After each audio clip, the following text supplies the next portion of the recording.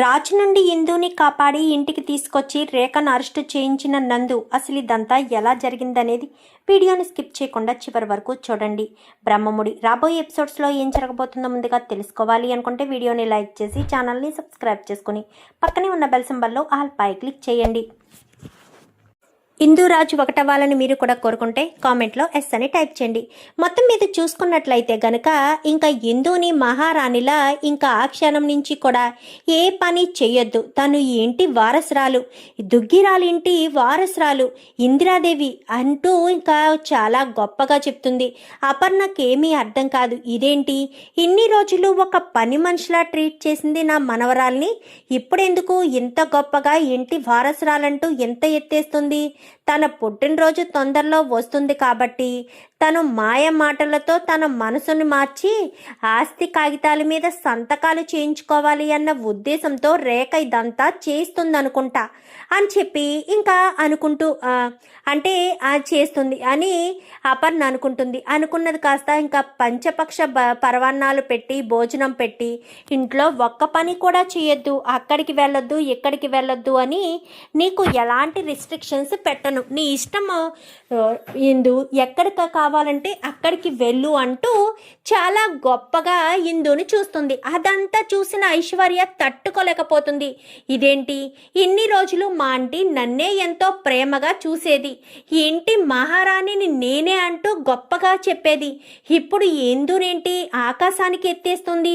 ఇందుతో మా అత్త ఇలా ఉండడం నేను చూసి తట్టుకోలేకపోతున్నాను.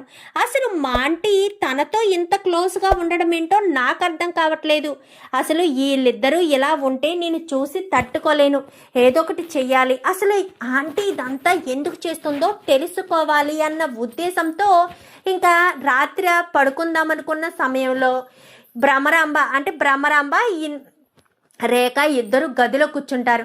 వీళ్ళిద్దరూ కూర్చున్నారు అంటే ఏదో సీరియస్ మ్యాటరే నడుస్తుందని చాటుగా ఉండి వింటుంది. ఏంటి రేఖ తెగ ఆకాశాన్ని ఎత్తేస్తున్నావు, తను పని మనిషి కదా పని మనిషి కాదు అంటూ పనులన్నీ నాతో చేపిస్తున్నావు, నీకింకా అర్థం కాలేదా వదిన? హిందూ పుట్టినరోజు తొందరలోనే ఒక 4 రోజుల్లో రాబోతుంది. ఆ 4 రోజుల తర్వాత దీన్ని 4 రోజుల్లో మహారాణిలా చూసుకుంటే ఆ తర్వాత దీని పని మనం ఆట కట్టించవచ్చు. ఎందుకంటే దీన్ని మనం కాలు కింద చెప్పలా ఇప్పుడు చూస్తే అది ఆ రోజున సంతకం పెట్టదు. సంతకం అంటావేంటి, వేలిముద్ర కదా, అది వేలిముద్ర వెయ్యదు. అందుకే ఇప్పటి నుంచి దాన్ని మచ్చిక చేసుకోవడం కోసం కావాలనే దాంతో ఇలాగా దీన్ని గొప్పగా చూసుకోవాలి అది ఇది అంటూ మాట్లాడుతున్నాను వదిన.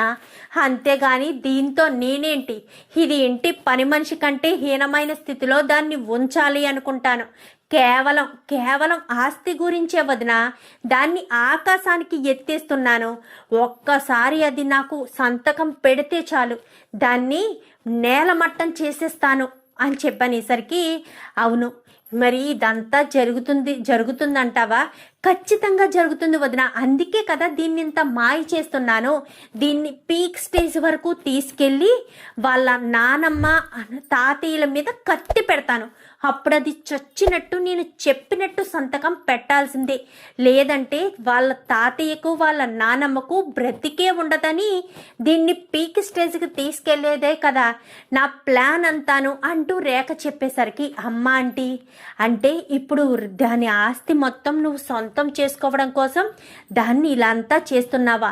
అదే సంతకం నేను పెట్టించుకుంటే అప్పుడు ఆస్తి మొత్తం నాదవుతుంది కదా, అప్పుడు ఒకరికి నేను డబ్బులు అడుక్కోవాల్సిన అవసరం లేదు, ఎవరికైనా సరే డబ్బులు విసిరి పాడేయచ్చు, నేను హ్యాపీగా ఉండొచ్చు అన్న ఆలోచనకు వస్తుంది ఇక్కడ ఐశ్వర్య. అయితే గబగబా ఐశ్వర్య గదిలోకి వెళ్ళిపోయి ఆలోచన చేయడం మొదలు పెడుతుంది. మరుసటి రోజు ఉదయాన్నే వీళ్ళిద్దరూ ఆల్రెడీ డ్రగ్స్ కేసులో ఇరుక్కున్నారు కదా, 10 లక్షల రూపాయలు ఇస్తేనే కానీ వదిలిపెట్టను మీ ఫ్యామిలీని అంటూ రాజుకి పెద్ద తలనొప్పి తీసుకొచ్చారు కదా. సో అందుకని రాజు ఆ ప్రాబ్లం నుంచి ఎలా బయటపడాలా అని ఆలోచిస్తూ ఉండగా ఐశ్వర్య వాళ్ళకి ఫోన్ చేసి ఇలా ఇందుని ఎత్తుకొచ్చేయాలి అని చెప్పనేసరికి ఈ డీల్ బాగుంది, ఎంత ఇస్తావనగాని 10 లక్షలు ఇస్తాను అని చెప్తుంది.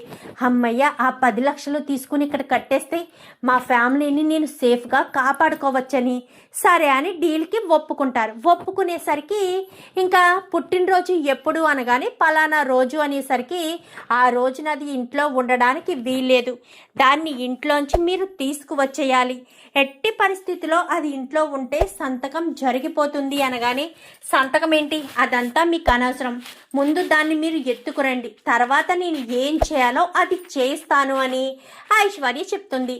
సరేనని చెప్పి ఇంకా పుట్టినరోజుకి ఇంకా 2 రోజులు మాత్రమే ఉంది, మీరు ప్లాన్ చేసుకోండి కానీ మాకు 10 లక్షలు కాదు, పై ఖర్చులు, కారు ఖర్చులు అవన్నీ ఉంటాయి, అవన్నీ కూడా మీరే పెట్టుకోవాలి, మాకు 10 లక్షలకు ఒక పెద్ద ప్రాబ్లం వచ్చింది, అది క్లియర్ చేసుకోవాలి అనగానే సరే మరొక 2 లక్షలు ఇస్తాను, వీటన్నింటికి మీరే మెయింటెనెన్స్ చేసుకోండి అనగానే ఓకే మేడం అని చెప్పి ఇంకా వాళ్ళు ఇదంతా కూడా ప్లాన్ చేసుకుంటారు కదా. ఏంట్రా రిస్క్ అవుతుందేమో అనగాని తప్పదురా, మనం ఇరుక్కుపోయాము, ఆ 10 లక్షల మ్యాటర్లో ఇరుక్కోకుండా ఉండుంటే మనకి పెద్ద ప్రాబ్లం వచ్చేది కాదు, ఈ 10 లక్షలు మనకి ఎందుకో కందుకు ఉపయోగపడేవి, కానీ ఇప్పుడు మనం చాలా పెద్ద ప్రాబ్లంలో ఇరుక్కున్నాము, ఈ ప్రాబ్లంలోంచి బయట పడకపోతే అమ్మా నాన్నలకు డేంజరు, తమ్ముడికి కూడా డేంజరు, నా వల్ల ఎవరూ కష్టాలు పడకూడదు, ఎవరు ప్రాబ్లమ్స్ ఫేస్ చేయకూడదురా అని చెప్పి మాట్లాడేసరికి అవునరా నువ్వు చెప్పింది నిజమే, ప్రాబ్లం ఫేస్ చేయకూడదంటే ఖచ్చితంగా మనం ఈ ప్రాబ్లం నుంచి బయట పడాల్సిందే అంటూ ఇంకిద్దరూ మాట్లాడుకుంటారు. ఇంకా ఆ రోజు అయిపోతుంది, మరుసటి రోజు వచ్చేసేసరికి ఇందు బయటికి వెళ్తుంది, నందు ఎదురు పడుతుంది.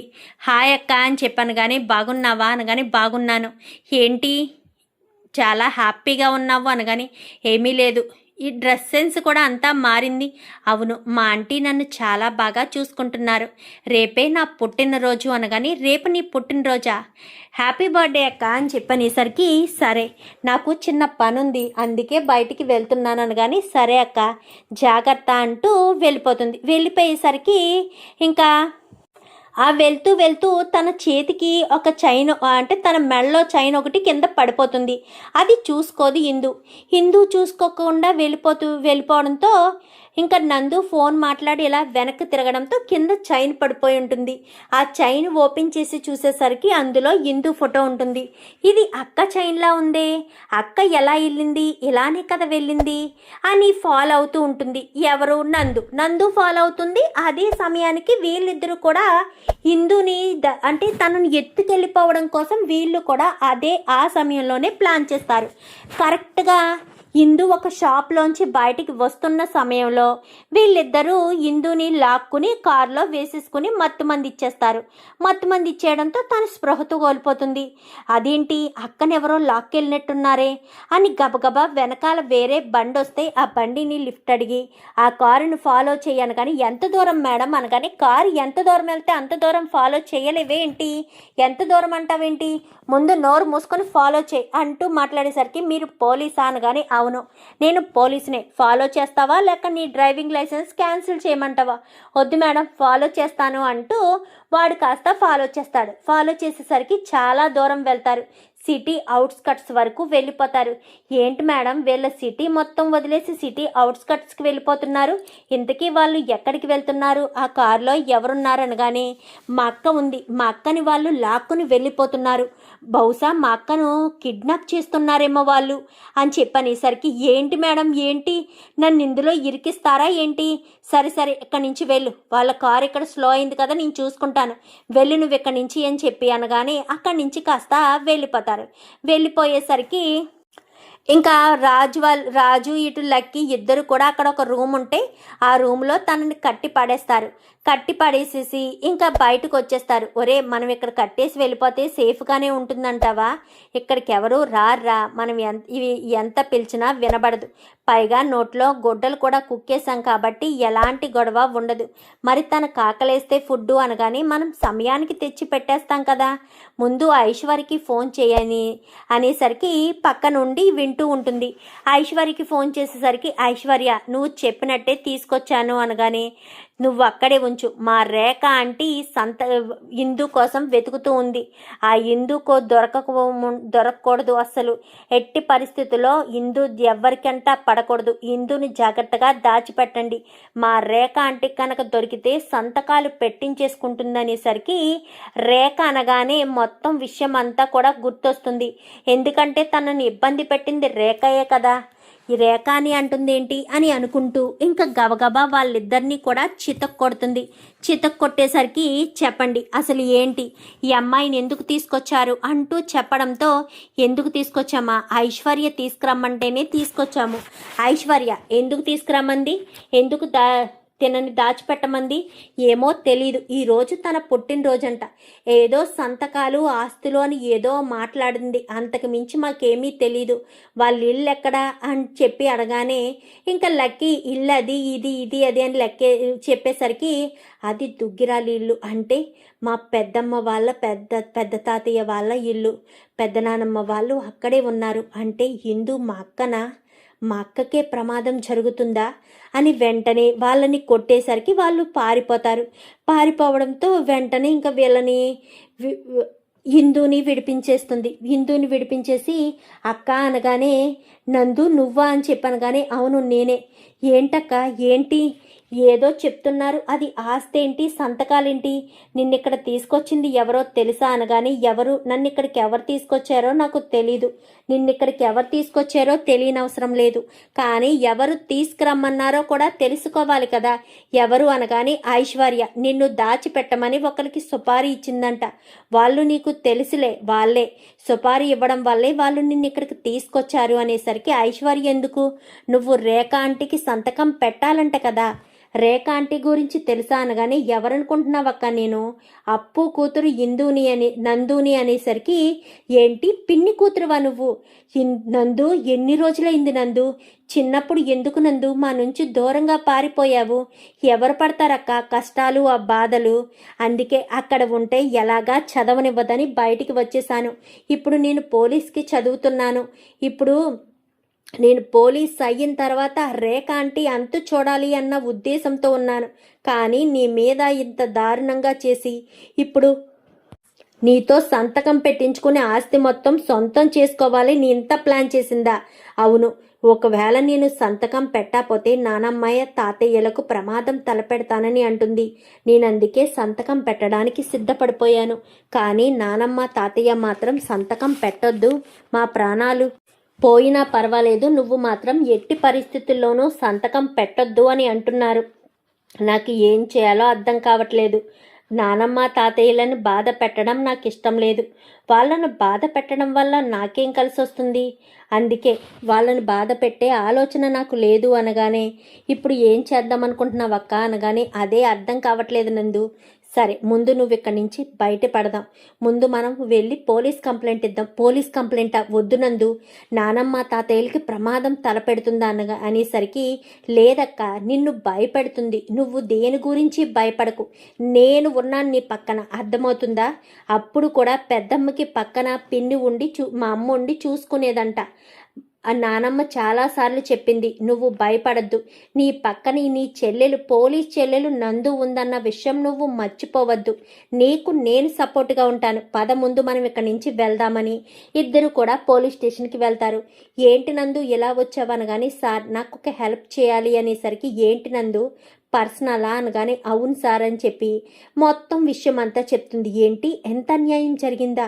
దుగ్గిరాల కుటుంబం గురించి నేను చాలా విన్నాను. ఆ కుటుంబం పేదలకు చాలా కష్టాల్లో ఉన్న వాళ్ళకి సహాయం చేసిందని విన్నాను. కానీ ఒక బాంబ్ బ్లాస్ట్లో చనిపోయారు అని తెలిసింది. చాలా బాధపడ్డాను. ఆ ఫ్యామిలీకి చెందిన వాళ్ళమే సార్ మేము అని చేసరికి అవునా, మీరు స్వరాజు తెలుసు కదా, ఆయన కూతురు తను, నేను పాటల రచయిత అప్పు, పాటల రచయిత కళ్యాణు, ఇన్స్పెక్టర్ అప్పు అనగాని, అప్పు మేడం తెలుసు, వాళ్ళ అమ్మాయినే నేను అనగాని, ఏంటి నువ్వు అప్పు మేడం కూతురువా, ఇన్ని రోజులు ఎందుకు చెప్పలేదు నాకు అనగాని, చెప్పుకునే సమయం రాలేదు సార్, అందుకే చెప్పే అవకాశం దొరకక చెప్పలేదు, మీకు ఏం సహాయం కావాలన్నా చేస్తాను, మాకు మేడం ఎన్నోసార్లు ఎన్నో రకాలుగా సహాయం చేశారు, ఆ మేడం రుణం ఎలాగా తీర్చుకోలేము, మీ రుణమైనా తీర్చుకునే అవకాశం మాకు దక్కుతుంది కదా, చెప్పమ్మా చెప్పు, ఏం సహాయం కావాలి నీకు అంటూ అడిగేసరికి, ముందు కంప్లైంట్ తీసుకోండి సార్ మా అక్క దగ్గర, మా అక్క కంప్లైంట్ ఇస్తుంది, కంప్లైంట్ బేస్ చేసుకుని మీరు ఆవిడని అరెస్ట్ చేయాలి, లేదంటే మా అక్క ఒక్క సంతకం పెడితే ఎంతోమందికి అందాల్సిన అన్నీ కూడా ఆగిపోతాయి, వాళ్ళు మొత్తం ఆస్తిని వశం చేసేసుకుంటారు, అప్పుడు మా అమ్మ మా పెద్దమ్మ వీళ్ళంతా ఎంతో కష్టపడి ఎన్నో ఆశయాలతో నిర్మించుకున్న ట్రస్టులన్నీ కూడా మూతపడిపోతాయి, అందుకే అలా జరగకుండా ఉండాలి అంటే ఖచ్చితంగా ఈ సంతకాన్ని ఆపాలి అనేసరికి, సరేనమ్మా నువ్వు చెప్పినట్టే చేస్తాను, ముందు కంప్లైంట్ ఇవ్వమ్మా ఇందు అనగానే కంప్లైంట్ కాస్త చెప్తుంది, చెప్పేసరికి నందు అదంతా కూడా రాసుకుని, ఇదిగోండి సార్ కంప్లైంట్ అని చెప్పనగానే, సరే తీసుకొని వెంటనే యాక్షన్లోకి దిగడానికి మొత్తం పోలీసులు అందరూ కూడా బయలుదేరుతారు, బయలుదేరేసరికి ఇంకిక్కడ ఇంటి దగ్గర నానా రభస చేసేస్తుంది, ఎందుకంటే ఇందు సంతకం పెడితే ఆస్తి మొత్తం తన సొంతం అయిపోతుందని ఎన్నో ఆశలు పెంచుకున్న రేఖ ఇందు కనబడట్లేదు అనేసరికి తట్టుకోలేకపోతుంది, ఏమైంది ఇందు ఏమైపోయింది, ఇందు లేకపోతే ఎలా కుదురుతుంది, సంతకాలు పెట్టాలి కదా, నీ మనవరాలు ఉంటే సంతకం పెట్టాల్సిన పరిస్థితి వస్తుందని నీ మనవరాల్ని ఇక్కడి నుంచి బయటికి పంపించేసావా, పిరికి పందలా మీ మనవరాల్ని దాచేసుకున్నావా అంటూ మాట్లాడేసరికి, ఏం మాట్లాడుతున్నావో అంటూ ఇంకా అపర్ణ అంటుంది, కాదా నిజం కాదా అని రేఖ అనగానే, ఏంటి నిజం, నా మనవరాలు పిరికి పంద కాదు, మిమ్మల్ని ఎదుర్కొనే శక్తి సామర్థ్యాలు నా మనవరాలకి ఉన్నాయి అని మాట్లాడుతూ ఉండేసరికి ఈలోపు పోలీసులు వస్తారు, అదిగో నా మనవరాలు వచ్చిందనగాని రాయిందు అనేసరికి, ఎక్కడికి, బలవంతంగా ఆస్తి కాగితాల మీద సంతకాలు పెట్టించుకుని ఆస్తి మొత్తం మీ సొంతం చేసుకోవాలని అనుకుంటున్నారా రేఖ ఆంటీ అంటూ ఇంకా నందు మాట్లాడేసరికి, ఎవరు నువ్వు అనగాని, చిన్నప్పుడు మీ చిత్రహింసలు భరించలేక మీ దగ్గర ఉంటే ఎప్పటికీ నేను ఎదగలేను అన్న ఉద్దేశంతో మీ నుంచి పారిపోయానే, నందు అపూర్వ కూతుర్ని, ఇన్స్పెక్టర్ అప్పు కూతుర్ని అనేసరికి ఒక్కసారిగా షాక్ అయిపోతుంది, ఆ రోజు నువ్వు ఇంటి నుంచి పారిపోయావు, మళ్ళీ ఈ రోజుకి దొరికావా అనగాని, మామూలుగా దొరకలేదాంటీ, పోలీస్ ఇన్స్పెక్టర్ అయి దొరికాను సార్, నేను చెప్పింది ఈవిడే, నేను ఇచ్చిన కంప్లైంట్ ఈవిడ మీదే, చిన్నప్పటి నుంచి మమ్మల్ని చిత్రహింసలు పెట్టింది, మమ్మల్ని చదువుకోనివ్వకుండా ఎన్నో కష్టాలు పెట్టింది, ఈ ఇంటి వారసురాలైన మా అక్కను పని మనిషిగా మార్చి పని మనిషిగా అన్ని పనులు చేయిస్తుంది, ఇలాంటి దాన్ని అస్సలు క్షమించకూడదు సార్, శిక్షించండి, ఖచ్చితంగా శిక్ష పడాల్సిందే, ఆల్రెడీ మీకు కంప్లైంట్ ఇచ్చాము, కంప్లైంట్ని బేస్ చేసుకుని ఈవిడని అరెస్ట్ చేయండి అనగాని, మీ దగ్గర ఏం ప్రూఫ్స్ ఉన్నాయని అరెస్ట్ చేస్తారు, ఈ ఇందు చెప్తుందా నేను తనని చిత్రహింసలు పెట్టానని, ఎవరు చెప్తారు, సాక్ష్యం ఎవరు చెప్తారు అనగాని, నేను చెప్తాను అంటూ ఇంకా ఆ అపర్ణ కాస్త ముందుకొస్తుంది, ఏంటంటే అనగాని, నోరు మూసేరేక, నువ్వు నా మనవరాల మీద ఎన్ని చేశావో, ఎన్ని కుట్రలు చేశావో, ఏ రకంగా తనని అవమానించావో ఏది మర్చిపోలేదు, అవును సార్, మమ్మల్ని ఈ 15 సంవత్సరాల నుంచి నరక యాతన అనుభవించేటట్టు చేసింది, ప్రతి క్షణం మమ్మల్ని బాధ పెడుతూనే ఉంది, నా మనవరాలు ఇంటి వారసురాలు, the great Swaraj group of company MD కూతురు, అసలు తనకి దక్కాల్సిన స్థానాన్ని పవర్ ఆఫ్ పటాన్ని పేరుతో తిన పేరు మీద రాయించుకుంది, ఇప్పుడు ఆస్తి కూడా ఒక్క సంతకంతో ఆస్తిని మొత్తం సొంతం చేసుకోవడానికి పక్కాగా స్కెచ్ చేసింది, నా మనవరాల్ని కాపాడండి సార్, ఈ ఆస్తి పోతే ఎన్నో కుటుంబాలు రోడ్డున పడిపోతాయి, ఆ కుటుంబాలను కాపాడడానికైనా సరే మీరు మాకు సహాయం చేయండి, ఈ ఆస్తి ఎటు పోకుండా కాపాడడానికి మాకు సహాయం చేయండి అనగానే, లాయర్ ఎక్కడా అని చెప్పనేసరికి లాయర్ వస్తాడు, ఏముంది ప్రామిసరీ నో ఆ కాగితాల మీద అని చెప్పాను, కానీ ఒక్క సంతకం ఇందు గారు సంతకం చేస్తే చాలు ఆస్తి మొత్తం ఆవిడకి వచ్చేస్తుందని ఆవిడ ప్రిపేర్ చేయమని చెప్పారు అని చెప్పనేసరికి ఇంకా లాయర్ అని కూడా చూడకుండా మీ లాయర్ వృత్తికి అన్యాయం చేస్తున్నారు కదయ్యా, డబ్బు కాసపడి ఆస్తి ఒకరిదైతే అప్పగించేది మరొకరక. వెంటనే కానిస్టేబుల్ మనకు సంబంధించిన లాయర్ని పిలిపించనేసరికి లాయర్ కాస్త వస్తాడు. లాయర్ వచ్చేసరికి చెప్పండి అనగానే ఇలాంటి సంగతి అనగానే ఒక్క 5 minutes టైం ఇవ్వండి, మొత్తం ప్రిపేర్ చేస్తాను. పవర్ ఆఫ్ పటాన్ని కూడా ఆవిడకి లేకుండా చేసి ఆస్తి మొత్తం స్వరాజు కావ్య గారు రాసిన ఆస్తి తన కూతురైన ఇందు పేరు మీదకి వచ్చేయాలి కాబట్టి ఆస్తి మొత్తం తన పేరు మీదకే వచ్చేటట్టుగా నేను రెడీ చేస్తాను అంటూ ఇంకా గబగబా బయటికి వెళ్ళి ఫోన్ మాట్లాడి ఇంకా కాగితాలను కూడా తెప్పించేస్తాడు. ఇదిగోండి మీకు ఏ డౌట్ ఉన్నా చదువుకోండి అనగానే హిందూ తీసుకుని చదువుతూ ఉంటుంది. ఒక్కసారిగా షాక్ అయిపోతుంది. హిందూ చదవడం ఏంటి, అది హిందూకి అంత స్పష్టంగా చదవడం ఏంటి, దానికి అక్షరం ముక్కు కూడా రాదు కదా, అది స్కూల్కి వెళ్ళలేదు, కాలేజీకి వెళ్ళలేదు, చదువుకోలేదు అని ఆశ్చర్యపోతూ చూస్తూ ఉంటుంది. ఏంటి రేఖ, నా మనవరాలు చదువుకోలేదు అని ఆశ్చర్యపోతున్నావా? నా మనవరాలు చదివింది, డిగ్రీ 1st క్లాస్లో పాస్ అయింది, ఇంజనీరింగ్కు పూర్తి చేసింది నా మనవరాలు. నీకు తెలియకుండా నా మనవరాల్ని నేను చదివించాను. నువ్వు దుగ్గిరాలింటి వారసురాల్ని చదువు సంధ్య లేకుండా ఒక మొద్దులా పెంచాలని చూసావు, కానీ నేను మాత్రం ధైర్యంతో నా మనవరాలను చదివించి గొప్ప స్థాయికి తీసుకొచ్చాను. ఇప్పుడు నా మనవరాలు జాబ్ కోసం వెతుక్కుంటుంది. ఇప్పుడు దుగ్గిరాలింటి వారసురాలు Swaraj group of company CEO job కోసం వెతుక్కోవడం ఏముంది, CEO స్థానంలోనే కూర్చుంటుంది. ఎవరు ఆపుతారో ఎవరు ఏం చేస్తారో అది చూస్తాను అంటూ ఇంకా అపర్ణ మాట్లాడేసరికి మోసం దగ నా ఇంట్లోనే ఉంటూ అనేసరికి చెంప పగలగొడుతుంది అపర్ణ. నీళ్ళ, ఇది నీ ఇల్లా నా ఇల్లా? అసలు మీ అమ్మకే ఇంట్లో స్థానం లేదే, నువ్వు ఇంట్లో ఉంటూ నీ మొగుణ్ణి తీసుకొచ్చావు, దీన్ని తీసుకొచ్చావు, వీళ్ళందరినీ తీసుకొచ్చి నా ఇంటిని చెత్త కుప్ప చేసావు, చేసి మళ్ళీ నీళ్ళు అంటున్నావా? నడవే బయటికి, ఒక్క క్షణం కూడా నువ్వు ఇంట్లో ఉండడానికి వీల్లేదు. అంత శ్రమ అవసరం లేదు నానమ్మ, ఎలాగా శ్రీకృష్ణ జన్మస్థానానికి పంపేస్తారు. ఇప్పుడు ఇందు అక్క చదువుకొని సంతకం పెట్టిన మరుక్షణం దాన్ని ఇంటి నుంచి బయటకు గెంటేయడం ఖాయం, ఇంటి నుంచి బయటికి వెళ్ళిపోతుంది, ఇంకా ఎలాంటి గొడవ ఉండదు అంటూ మాట్లాడేసరికి ఎవరు ఇంటి నుంచి వెళ్ళేది, నేనెందుకు ఇంటి నుంచి వెళ్తాను, మరి మీరు వెళ్ళకపోతే ఎక్కడికి వెళ్తారు మేడం? ఇంటి నుంచి కాదులే, మీరు సరాసరి జైలుకే వెళ్తారు. ఈ 15 సంవత్సరాల్లో మీరు ఇన్ని కష్టాలు పెట్టారు కదా, కష్టాలు పెట్టినందుకు గాను మీకు ఇక మీదటి నుంచి జైల్లో ఉంటుంది కష్టాలు అంటూ రేఖను అందరు అనేసరికి సరే రేఖ ఇంకా మేము వెళ్ళొస్తామని అప్పటి వరకు ఆస్తి అందితే అనుభవించాలని చూసిన భ్రమరాంబ మొగుడు, ఆఖరికి రేఖ మొగుడు కూడా వెళ్ళిపోతాడు. అందరూ ఒంటరిదాన్ని చేసి వెళ్ళిపోయారు. ఆస్తి ఉంటేనే ఎవరైనా దగ్గరికి వస్తారు, ఆస్తి లేకపోతే ఎవరు నా దగ్గరికి రారు అని అప్పుడు అర్థమవుతుంది రేఖకు. ఎప్పటికైనా అర్థమైందా ఆంటీ, డబ్బు కోసం వచ్చేవాళ్ళు, డబ్బు లేకపోయినా వచ్చేవాళ్ళు ఎవరో. మీరు మంచిగా ఉండుంటే ఆంటీ మిమ్మల్ని మా నానమ్మ చక్కగా మిమ్మల్ని చూసుకునేది, కానీ మీరు మోసం చేయాలనుకున్నారు, ఆస్తి మొత్తం మీ సొంతం చేసుకోవాలనుకున్నారు. చాలా తప్పు చేశారు ఆంటీ, చాలా పెద్ద తప్పు చేశారు, సరిదిద్దుకోలేని తప్పు చేశారు. మీరు చేసిన తప్పుకి శిక్ష పడాల్సిందే. అమ్మా ఇందు, మొత్తం చదువుకున్నావమ్మా అనగాని చదువుకున్నానండి, ఏమైనా తేడా ఉందా అనగాని ఏమీ తేడా లేదు. అయితే సంతకం పెట్టమ్మా, ఈ ఒక్క సంతకంతో నీ పవర్ ఆఫ్ పటాన్ని మొత్తం నీకు వచ్చేస్తుంది. స్వరాజ్ గ్రూప్ ఆఫ్ కంపెనీకి CEOగా ఇక మీదట ఈ ఆస్తి అంతా కూడా నీకు సర్వ హక్కులు ఉంటాయి. ఈ ఆస్తి ఇంకా ఎవరూ నీ దగ్గర నుంచి సొంతం చేసుకోలేరు. ఇంకా ఈ ఆస్తికి పూర్తి హక్కుదారివి నువ్వే అంటూ చెప్పేసేసరికి చాలా థ్యాంక్స్ నందు అనగాని ఇదంతా నందు వల్లే నానమ్మ.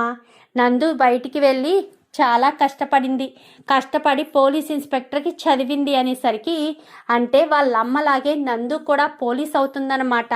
అవునానమ్మా, నందు కూడా పోలీసే, పిన్ ఎలాగ పోలీస్ అయిందో నందు కూడా పోలీసే అవుతుంది అని చెప్పి ఇంకా ఇందు అయితే చెప్తుంది. మొత్తానికైతే నందు సహాయంతో ఇందు ఎంట్రీ ఇంట్లోకి వచ్చి ఆస్తి మొత్తం కూడా ఇందుకు వచ్చేటట్టుగా నందు చేసి రేఖనైతే అరెస్ట్ చేయిస్తారు. చూద్దాం మరి రాబోయే ఎపిసోడ్స్లో ఇలాగే జరగాలని మీరు కూడా కోరుకుంటే వీడియో నచ్చితే లైక్ చేసి ఛానల్ని సబ్స్క్రైబ్ చేసుకుని పక్కనే ఉన్న బెల్ సింబల్లో ఆల్ పై క్లిక్ చేయండి. Thank you for watching.